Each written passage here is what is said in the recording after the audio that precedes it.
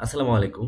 আমি যদি আপনাকে প্রশ্ন করি যে আগের রমাদানে বেঁচে ছিল কিন্তু এখন আমাদের মাঝে নেই, এরকম কতজন মানুষকে আপনি চেনেন? অনেক মানুষের কথাই আপনার মনে আসবে।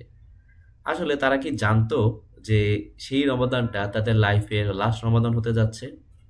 আমরা আসলে জানি না আমাদের জীবনের শেষ রমাদান কোনটা। সেজন্য আমরা যদি ইনশাল্লাহ এই রমাদানটাকে পাই, আমাদের উচিত যাতে এটাকে খুব ভালোভাবে ইউটিলাইজ করা, যাতে আমরা খুব ভালোভাবে আমাদের গুনাহগুলা মাফ করাই নিতে পারি আল্লাহর কাছ থেকে। তো আমি এই ভিডিওতে কিছু এমন সাজেশন দিব যেটার মাধ্যমে আপনি রমাদানের প্রিপারেশনটা নিতে পারবেন। আমাদের সাহাবীরা 6 মাস ধরে রমাদানের প্রিপারেশন নিত। সেক্ষেত্রে আমরা আসলে অনেকটাই পিছিয়ে। আর অনেকে তো প্রিপারেশনই আমরা নেই না, জাস্ট শুরু করে দিই, তারপর বলি যে আচ্ছা আমার রমাদানে তো আমি ভালো মতো আমল করতে পারছি না। সেজন্য আজকের এই ভিডিওতে 5টা সাজেশন আপনাদেরকে দিব। প্রথম সাজেশন সেটা হচ্ছে আপনার বর্তমান অবস্থাটা বোঝা। আপনি বর্তমানে আসলে কোন জায়গায় আছেন? আপনার নামাজের অবস্থা কি? আপনি কতক্ষণ কোরআন পড়েন? আপনার ইসলামিক স্টাডিজের কি অবস্থা? সেই সব কিছু আপনাকে বুঝতে হবে।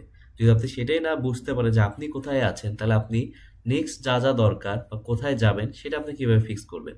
সো প্রথম স্টেপ হচ্ছে আপনি নিজে এখন কোন জায়গায় আছেন সেটা বুঝতে পারা।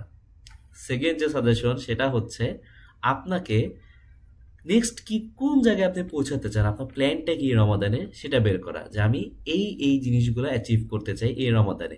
আর অবশ্যই সেটা লিখে রাখা। তো শুধু প্ল্যান করলে হবে না, এটাকে আপনাকে লিখে রাখতে হবে।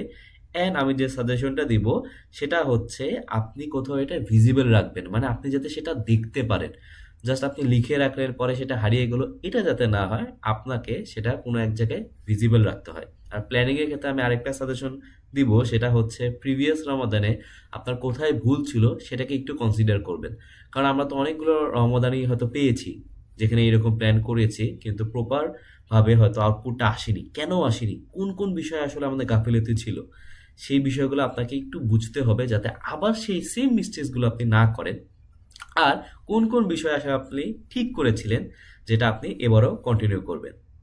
থার্ড যে সাজেশনটা দিব সেটা হচ্ছে আমরা অনেক সময় অনেক কাজ পিছিয়ে দিই, আচ্ছা এখন করব না পরে করব, কিন্তু রমাদানের ক্ষেত্রে এটা আমাদের করা উচিত না। রমাদানের ক্ষেত্রে বলতে আমার হয়তো এখন একটা অ্যাসাইনমেন্ট আছে, আমি জানি যে এটা আমার করতে হবে, হয়তো আমার ডেডলাইন হচ্ছে প্রথম 5 রমজানের মধ্যে আমার সেটা জমা দিতে হবে। তো আমি কেন সেটা আগে থেকে করে রাখবো না? আমি কেন প্রথম রমাদানে গিয়ে সেই সময়টা আমি ওই কাজে দিব? আমরা এটা করে আসছি, তাই না? তো এখন আপনি তো জানেন আপনার কি কি অ্যাসাইনমেন্ট আছে, আপনার কি কি ডেডলাইন আছে। আপনি স্টুডেন্ট যদি হয়ে থাকেন, আপনার পরীক্ষার সিলেবাসটা কি আপনি সব তো জানেন। একটু বেশি এফোর্টটা এই সময় দিলেন যাতে রমাদানে আপনি ইবাদতে একটু বেশি সময় দিতে পারেন।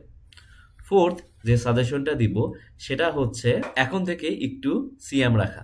আমরা প্রথম দেখা গেল অনেকেই আছে যারা প্রথম রমাদানে তার অনেক দিন পর সিয়ামটা হচ্ছে, আর সে খুব টায়ার্ড হয়ে যায়, সে যে ইবাদত করবে সেটা না করে সে খুবই টায়ার্ড হয়ে পুরাটাই রেস্ট নিতে থাকে। সেজন্য আমাদের নবীজিও কিন্তু এই মাসে অনেকগুলো সিয়াম পালন করেছেন। তো আমাদেরও উচিত যাতে আমরা এই মাসে অনেক সিয়াম পালন করি, অ্যান্ড ইনশাল্লাহ আমরা রমাদানে পুরা ফোকাস ইবাদতে দিতে পারি।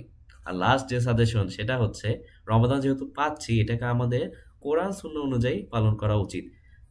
আমলগুলা যাতে কোরআন সুন্নাহ দ্বারা অ্যাপ্রুভড হয়, আমরা নিজেদের মতো এক জায়গায় শুনলাম বা যা জানতাম এইরকম যাতে না হয়ে যায়। সেজন্য নলেজ, জ্ঞান অর্জন করতে হবে। আপনি কি আমল করবেন, সেটা কিভাবে করতে হয়, সুন্নাহ অনুযায়ী সেই আমলটা আসলে প্রসেসটা কি সেটা আপনার বুঝতে হবে, সেটা আপনার জানতে হবে। সেজন্য আপনার সময় দিতে হবে। হতে পারে আপনি কোনো ভিডিও দেখবেন, হতে পারে আপনি আলেমদের লেকচার শুনবেন, আপনি হচ্ছে বই পড়বেন, অথেন্টিক বই, সেটা আপনি করতে পারেন। আর আমি ইনশাল্লাহ কমেন্টে কিছু ভিডিওর লিঙ্ক বা কোনো বইয়ের লিঙ্ক দিয়ে রাখবো যেটার মাধ্যমে হয়তো আপনি প্রপার নলেজটা নিতে পারবেন। তো ইনশাল্লাহ আমাদের রমাদান যাতে আমরা পৌঁছাতে পারি, অ্যান্ড ইনশাল্লাহ যদি পৌঁছায় যাই, যদি এটা আমরা পেয়ে যাই, তাহলে আমাদের সবার চেষ্টা থাকবে যাতে পুরো রমাদান জুড়ে আমরা ইবাদত করতে পারি, আমাদের গুনাহগুলা মাফ করে নিতে পারি। এই ভিডিওতে এতটুকুই। আসসালামু আলাইকুম।